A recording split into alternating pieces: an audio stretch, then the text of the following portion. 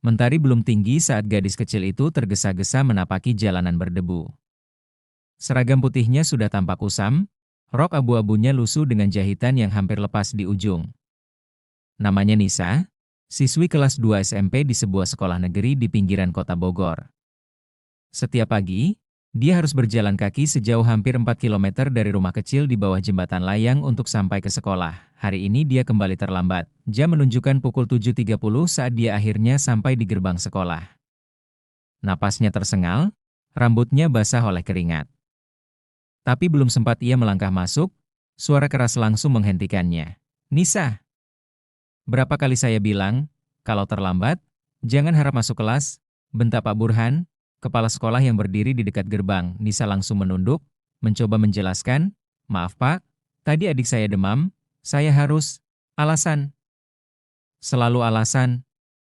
Kamu pikir sekolah ini tempat main-main?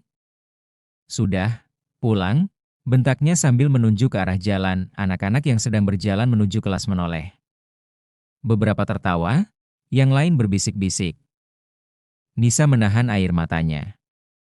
Ia hanya bisa menunduk dan mundur perlahan.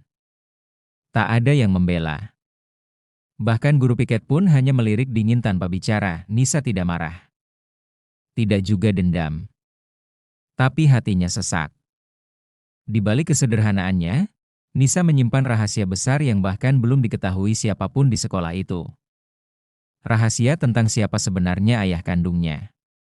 Tentu, berikut bagian 2 dari cerita dramatis ini. Langkah kaki Nisa terasa berat saat ia menyusuri kembali jalan yang tadi ia tempuh. Matahari mulai menyengat, dan debu jalanan makin menempel di sekujur tubuhnya. Tapi semua itu bukan hal baru baginya. Setiap hari, sejak ibunya meninggal 2 tahun lalu, Nisa harus menjadi kakak sekaligus pengasuh untuk adik kecilnya, Dani, yang baru berusia 5 tahun. Rumah mereka bukan rumah sungguhan, hanya gubuk kecil dari triplek dan seng bekas yang dibangun ayah tirinya di bawah kolong jembatan layang.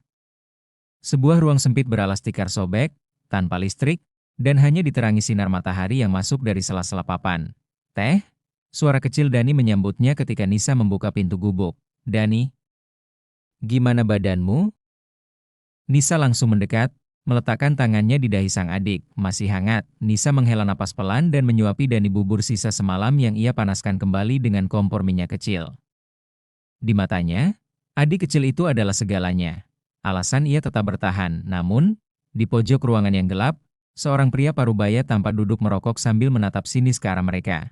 "Lo diusir lagi dari sekolah?" Suaranya parau dan dingin.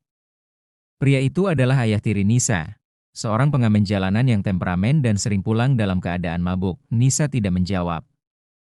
Ia hanya menunduk. "Udah gue bilang, sekolah gak ngasih makan. Mending lo kerja bantu gue ngamen di perempatan." Hardi pria itu sambil membanting puntung rokok ke lantai, tapi Nisa tetap diam. Di hatinya, ada tekad yang belum padam. Dia tahu, sekolah adalah satu-satunya jalan keluar dari hidup penuh luka ini.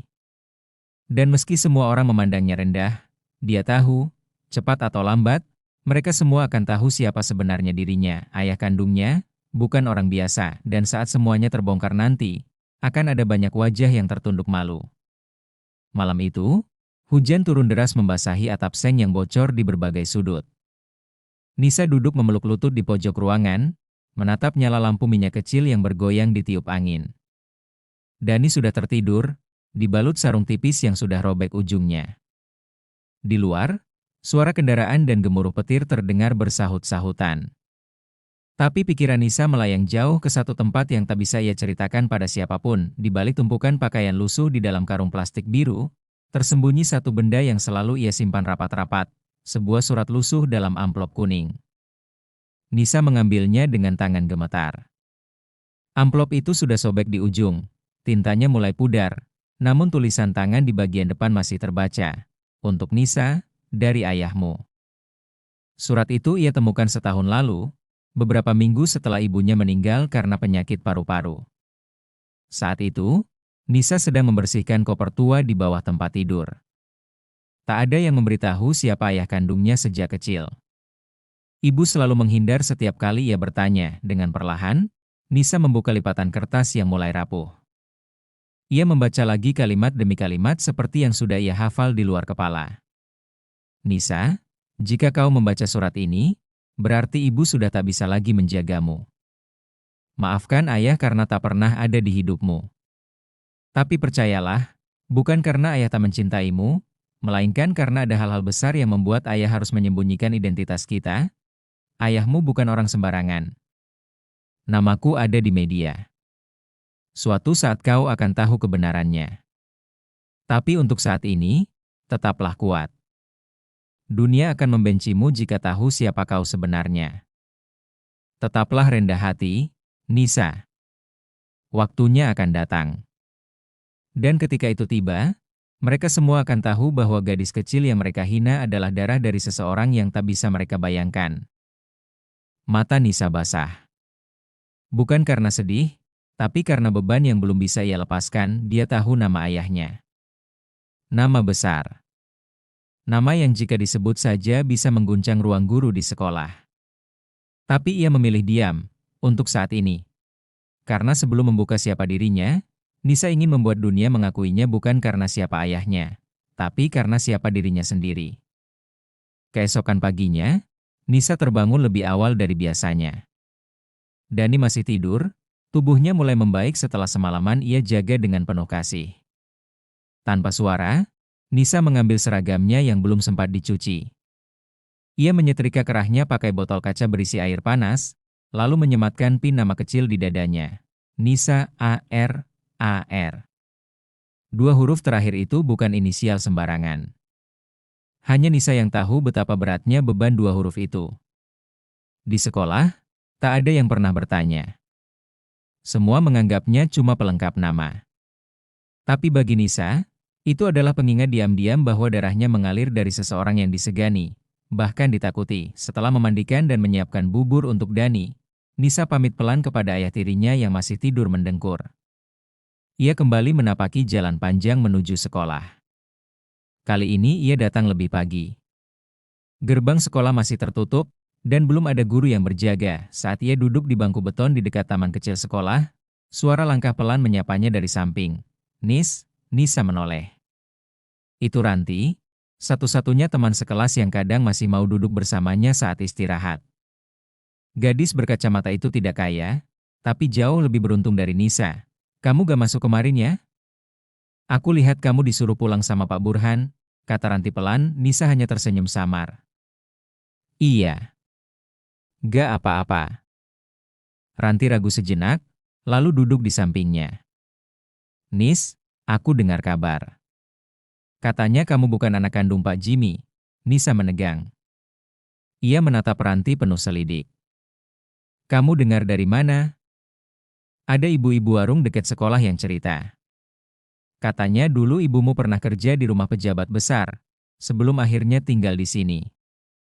Nisa terdiam. Ranti melanjutkan pelan, aku tahu kamu gak mau cerita.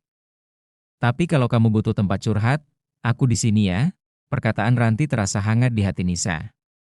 Setelah sekian lama dibungkam oleh ejekan dan tatapan sinis, akhirnya ada satu suara yang memberinya ruang untuk menjadi manusia. Tapi saat Nisa hendak menjawab, tiba-tiba dari kejauhan, langkah sepatu hitam menggedor tanah.